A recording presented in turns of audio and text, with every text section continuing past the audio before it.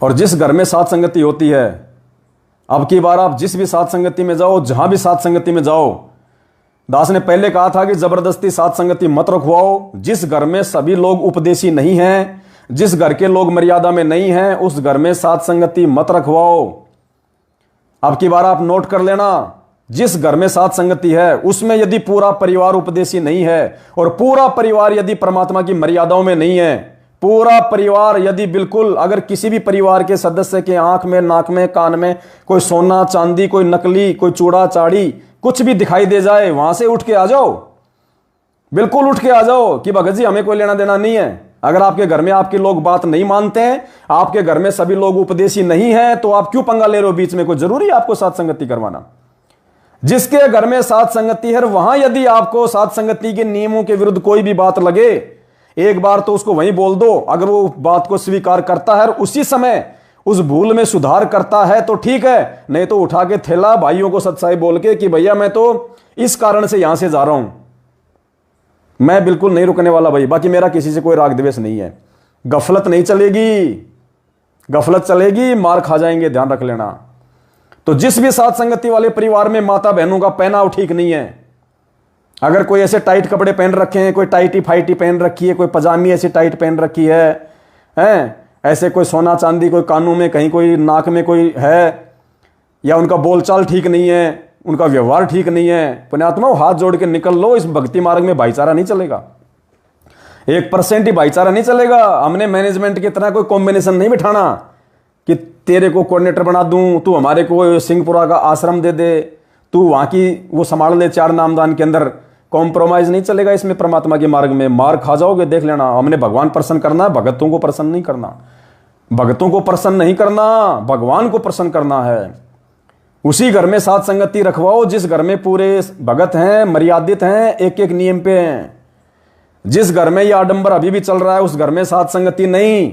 चाहे कोई जी हो, चाहे कोई भी हो, चाहे XYZ कोई भी, परमात्मा से बढ़ के कोई नहीं है। कोई शर्मा शर्मी नहीं चलेगी, कुछ नहीं चलेगा आपको जरा भी। देखो आप किसी भी साथ संगति में जाओ, उस साथ संगति में अपनी तरफ से हमने कोई गलती नहीं करनी है, अपनी तरफ से कोई राग द्वेष नहीं फैलाना, किसी को कोई ऊंच नीच नहीं बोलनी, प्यार प्रेम से बोलना है। ऐसा नहीं कि हम दूसरों में हम कमियां निकालने लग जाए, हमारे अंदर सारी कमियां हैं। अगर उस घर में आपको लगता है साथ संगतियों के नियमों के विरुद्ध, तो ऐसा नहीं कि उठा के थैला भाग लिया, नहीं। अगले को पहले प्यार से समझाओ कि भगत जी आप वीडियो नहीं देखते या आपको मालूम नहीं है, ये क्या है भगत जी, आप साथ संगति रखवा रहे हो। आपकी बेटी ने नाक में सोना पहन रखा है, आपकी पत्नी ने कान में सोना पहन रखा है। भगत जी ये माता बहनें ये क्या देखेंगी यहाँ पे, आप क्या संदेशा दे रहे हो।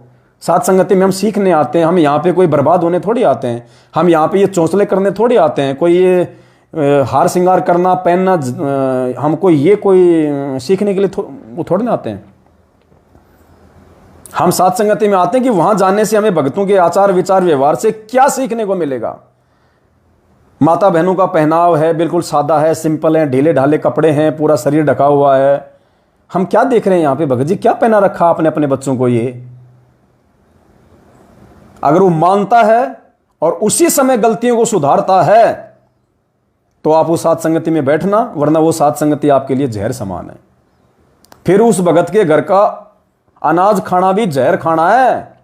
अगर वो मर्यादा में नहीं है तो इसका मतलब फिर वो मान बढ़ाई के लिए देखा देखी में डले ढो रहा है।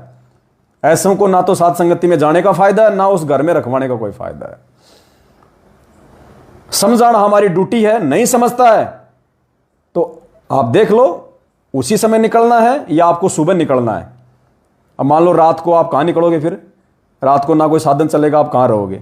सुबह उसको सारी बातें बोल दो और भाई बहनों को भी बोल दो कि भाई देखो मुझे ये बात बिल्कुल भी पसंद नहीं आई है, ये परमात्मा के विधान और मर्यादाओं के खिलाफ है। और भाई अगर इस भगत ने सुधार नहीं किया, सबके सामने यदि इस बात को स्वीकार नहीं किया कि भाई हाँ मेरे से गलती हो गई और आगे से अगली बार आपको बिल्कुल भी ये चीज आपको यहां दिखाई नहीं देगी, और उसी समय उन चीजों को उतरवा दो। बच्चों ने ओछे मंदे छोटे कपड़े जींस विंस टाइटी फाइटी पहन रखी हैं, उसी समय बच्चों को बोलो कि बेटा ये नहीं, अभी इसको चेंज करो और कभी भी नहीं पहनना, सीधे साधे ढीले ढाले कपड़े पहनो। क्योंकि विकार सबके अंदर है पुण्यात्माओं, 5 विकार सबके अंदर हैं। भगत हो चाहे जगत हो, अगर भगत भगत अगर जानबूझ के जहर खाएगा तो क्या उस पर असर नहीं करेगा? तो ये सभी इंद्रियां सबके अंदर हैं, विकार सब में आते हैं, तो हम मौका क्यों दें ऐसा जिससे हमारे भगत भाई बहनों में कोई विकार पैदा हो, हम एक दूसरे के हम दोषी बने? माफ करे परमात्मा। तो बिल्कुल उसी समय समझाओ, अगर वो मानता है अपनी भूल सुधार करता है तो वहां रहो, अन्यथा सुबह हाथ जोड़ के भगत जी आज के बाद हम यहां पे नहीं आने वाले, बिल्कुल नहीं आएंगे, और आगे देखेंगे फिर कभी आना होगा कि नहीं आना होगा।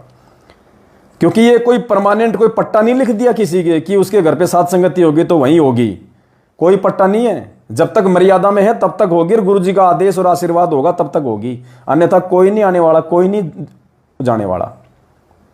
अब मूर्ख नहीं है कोई संगत में, तो बहुत सोच समझ के प्यार प्रेम से, और बिल्कुल सात संगति में जाने वालों ने भी अगर कोई सवाल जवाब करना है सामने वाले से, मान लो कोई गलती हो रही है तो ऐसा नहीं कि जाते उसके सीने में उसके तीर मार दो, साइड में बैठा के प्यार से समझाओ उसको, अकेले को, कि भगत जी देखो ये गलती है।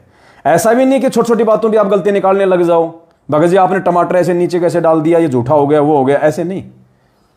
मुख्य मुख्य जो मर्यादा है उन चीजों को, और साइड में जाके प्यार से समझाओ, मानता तो ठीक है, नहीं अगली बार हाथ जोड़ लो। देखो बार बार ये बातें नहीं बताई जाएंगी, इसलिए दास थोड़ा थोड़ा इन बातों का जिक्र कर रहा है। अब इतना समय भी नहीं होता है, परमात्मा ने बहुत सारी सेवाएं दे रखी हैं, आगे क्या पता परमात्मा और किस सेवा के लिए प्रेरणा कर दे, मालिक के हाथ में है। और बाकी बहुत बढ़िया दया है गुरु जी की, छप्पर फाड़ मेहर है हम सत्सेवक भाई बहनों पे परमात्मा की। ना परमात्मा कोई सेवाओं की कोई कमी छोड़ रहा, ना सेवाओं के लिए परमात्मा कोई पैसों की कोई कमी छोड़ रहा, ना हमारे काल भगवान पीछे कोई दुश्मन लगाने की कोई कमी छोड़ रहा, और उन दुश्मनों के मुंह खट्टे हो रहे हैं, मुंह फिट्टे हो रहे हैं उनके, बेचारे जल के भुन के राख का गोला बन गए वो। ये भगवान क्या होगा उन आदमियों का, हे परमात्मा। हमने तो सोचा था सिकंदर लोधी को ही रोग था सबसे बड़ा, यहाँ तो पता नहीं कितनों को ईर्ष्या का रोग हो रहा है, बेवजह बेवजह नीचा गिरा दो उसे, नीचा गिरा दो उसे।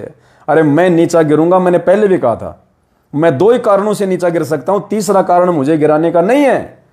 सबसे पहला कारण मुझे मेरा परमात्मा गिरा सकता है, दूसरा कारण मुझे मेरे कुकर्म गिरा सकते हैं। बस इन दो चीजों के अलावा तीसरा कोई किसी को नहीं गिरा सकता, किसी भगत को कोई नहीं गिरा सकता। या तो परमात्मा गिरा सकता है या भगत के अपने कुकर्म गिरा सकते हैं। और भाई कर्म कुकर्म की भगवान ने जानकारी दे दी, फिर भी जीव हैं पुण्यात्माओं। मैं कान पकड़ के सभी मेरे भगत भाई बहनों से एक बार आज के दिन पुनः माफी मांगता हूं, अगर मुझ पवन दास की तरफ से अगर मन वचन कर्म से, क्योंकि देखो मैं जीव हूं, पांचों विकार मेरे अंदर भी हैं पुण्यात्माओं।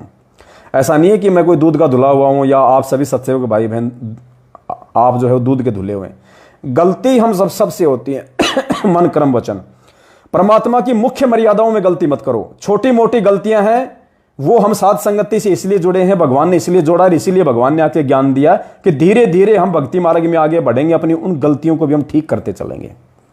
बाकी ऐसे कोई बड़ी गलती का जिससे कि परमात्मा हमसे बिल्कुल दूर हो जाए, हमसे बिल्कुल नाराज हो जाए परमात्मा, वो गलतियां हम भगत भाई बहनों ने नहीं करनी है।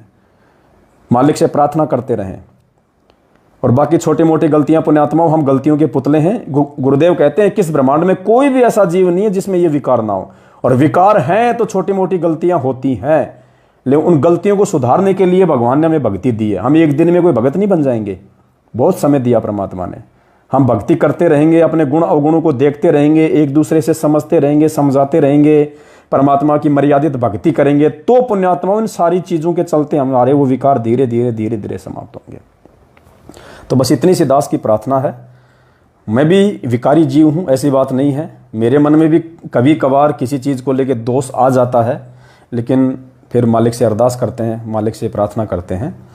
लेकिन अगर हम एक दूसरे को उसकी कमियां नहीं बताएंगे, हम एक दूसरे को प्यार प्रेम से नहीं समझाएंगे, तो कैसे तो सामने वाला समझेगा और कैसे वो अपनी गलतियों को जो है वो सुधार करेगा। तो मर्यादा में हैं तब तक तो भगवान साथ में है।